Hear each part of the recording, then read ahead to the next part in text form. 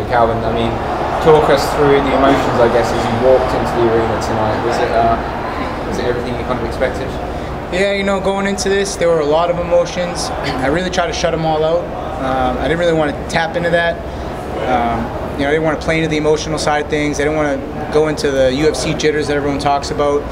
I really just wanted to kind of stay level-headed. I listened to my teammates who've been here and have made that walk before. Try to take the 3 deep breaths beforehand, soak it in. I knew I was coming in first, so I kind of wanted to let all that emotional stuff play out and just settle in, and I felt like we did that. Sure, and I mean, I guess just talk us through the decision. Like, were you ever at all worried? It was a very one-sided fight from most people's point of view. Yeah, you know, the first round was a little bit of feeling out, taking it on 2 weeks' notice. I wanted to make sure I had some stuff left in the tank in the third, so if it went that far. And I just listened to my coaches, man. I'm very coachable, and that's what got me here. I didn't want to change that up.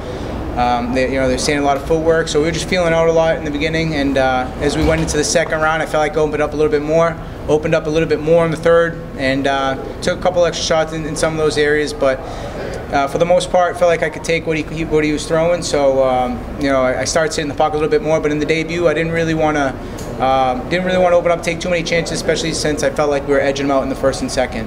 I mean, you said you didn't want to take too many chances there, so is there more to come from you? Do you think you're going to be a bit looser in the next fight? Yeah, I definitely got a lot more to put out there. I definitely held back a little bit for debut purposes and just trying to solidify the win, as well as the 2-week camp, and really making sure, I know he's a durable kid, tough kid, ranked, you know, so I did want to make sure that I didn't get too cocky or anything, leave my hands low, take any crazy shots, because he can capitalize, you know. What kind of shape were you in when you took the fight? Did you have to cut a lot of weight? Probably the worst shape in the last 10 months, to be honest. I just got back from cornering my teammate Rob Font in Vegas 8 days in a row. Came back, weight was good. I was surprised about that. You know, we're working with perfecting athletes now. They got me walking 10 pounds lighter than I normally do. So that was a blessing in itself, that when I did get this opportunity that I was waiting for my whole life, I was worried about making short notice weight, and it wasn't an issue this time. I actually came in the day before weigh-ins and cut less than I did my last fight. So weight was good. I just didn't know where my cardio stood, and that's why we were kind of doing a lot of footwork, picking our battle, you know, and I reserved enough to get the decision, man. Very, very happy with everything that went down tonight. You've been in the sport for a long time. To finally get the call, with it being on 2 weeks' notice, how do you balance those emotions? Like, was there a part of you that said, you know what, I'm not going to take this because you've been waiting for so long? Well, not in that sense. It was more like a holy shit. You know, the phone call came in. Am I ready? All these doubts. You fill with fears and doubts. You know, to get that phone call, to take it, I noticed that I shine best when I put my back against the wall and fight my way out of these situations that we get ourselves in. You learn a lot about yourself in these opportunities, and like I was saying, opportunity waits for no one. If I didn't step up and take this shot, who knows when I get another one? And then I'm not trying to live with the regret. I'm very happy that, you know, I listened to my coaches, my management, Tyson Chartier. We stepped up, we took the opportunity, and we powered through, man. Yeah, definitely a lot of emotions, but like I said, I really focused on not playing into any of them, and I'm going to reflect on them now that we're on the other end.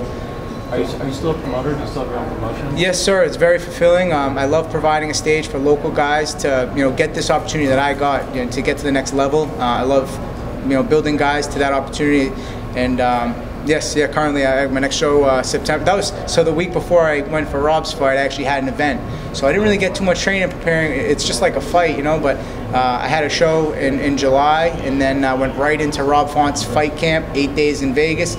So those 2 weeks were tough before I took the 2-week fight, but we came in and we just worked hard and powered through. As Coach Mark Delagrati says, the only way out is through. How does your experience as a promoter change how you approach your career as a fighter? You know, I think they go hand in hand. As far as I haven't really, you know, settled in on it completely yet, but I know that they benefit from each other. When I promote, I'm in the gyms training. I'm dropping off tickets still to the fighters that are selling tickets to make their money, grinding. And when I'm dropping off those tickets, I'm training with them. You know, I'm making a session out of it, and it allows me to cross-train, allows me to really get thick in the MMA community from New England. It's a tight-knit area, and I'm just proud to represent them on the national stage tonight. How long do you see yourself being a promoter for? Do you think there's going to be a point in your fighting career where you might have to pick between the two? Well, I'll tell you what, man. You know, fighting on a local level, the money's not always there. So I had to make a decision. You know, as I was getting older, I love the sport. I love being involved, and being on the promoter side, it allowed me to kind of do both. Continue to train, continue to make some money, and like I said, it's very fulfilling to be there. I just get a nicer seat now at the shows. I'm cage side. I'm listening to the pounding. I'm seeing what these guys go through, and it's like. You know, being around it, you get that itch. I had that 3-year layoff with my hand, and then taking over the promotion. And every time I was at each show, I just get that itch. And you know, working back with Seo Tong and you know, Carlos Neno, 617 Fight Sports. I feel like in that 3-year layoff, I developed a great team. We got perfecting athletes with the nutritionist. I got, you know, crew Mark at Seo Tong. I got the management side. I got you know, Neto. I really have a good team around me right now. I see Rob Font, Tony Martin. Going out and performing on the national stage, and it just shows me that you know, I could do it too. I'm just curious, did you notice anything this week, being a part of the biggest promotion in the world, that you're going to try to adapt into your own promotion? If so, what? My whole career, I've done that. You know, things I liked, things I didn't like. The professionalism here is unbelievable. You know, down to the locker rooms, the water, the food, everything out back. Better believe I'm hitting that ice cream stand before I get out of here.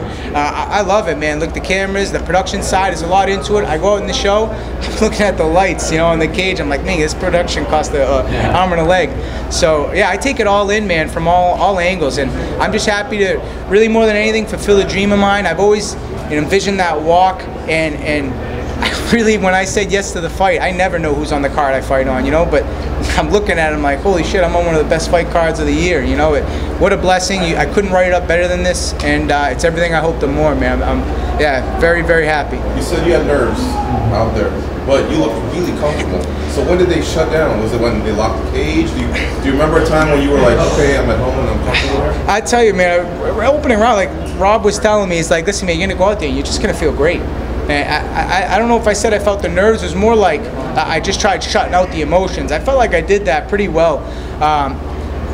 You always kind of get this weird thing. It's like, you know, you feel like inside, you know, you're calm, but you don't want to feel flat.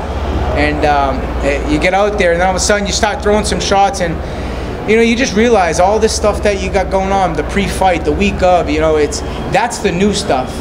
But when you get in the cage, that's what you've done your whole career. So I just tried shutting out everything leading up, you know, relying on my coaches and my team for getting me ready for that opportunity when I stepped in there and the doors shut. And from there, it's what I've done my whole career. So yeah, really good coaches, good teammates, walking me through it, telling me what to expect beforehand. And like I said, I came back from Rob Font's fight 8 days in a row. I was just there for the whole process. You know, it really helped bridge the gap for this opportunity. I felt like I've been here before, you know. Anyone else you look at in the division and you think that's a fun fight? Man, you know, I just took out top, you know, one of the top guys, top 15 in the featherweight division. That's on 2 weeks' notice. You know, imagine what I can do a full camp. Let's, you know, whoever's out there, I'm gonna let my management, you know, take a look at who's out there and what's what. But I'm ready to go, man. I'm very happy to arrive. Considering how eerily composed you were for your UFC debut, do you, in hindsight, can you say that having a late notice call was somewhat of an advantage to not give you too much time to think about it or anything of the sort? You know, I really tried thinking of it like that. In any situation, I try to look at things in a positive note. There's definitely a lot of pros to it. With the weight being where it's at, you know, the weight cut wasn't too much. I didn't go through a hard camp, didn't beat the hell out of myself in training. It was a lot of mitt work, a lot of sharpening up, a lot of road work. You know, just kind of dotting the I's, crossing the T's, and not forgetting that I've done this my whole life. You know what I mean? And that's the big thing, not overthinking it, and just coming out and making the best of every opportunity that's in front of you. No matter how big, you step up and make the best of it, and that's what we did, man. You know. Yeah, so definitely some pros on the short notice camp. I wouldn't recommend it for all the fights, but I took a lot away from it this time. Thanks, guys. Thank you all. Appreciate it.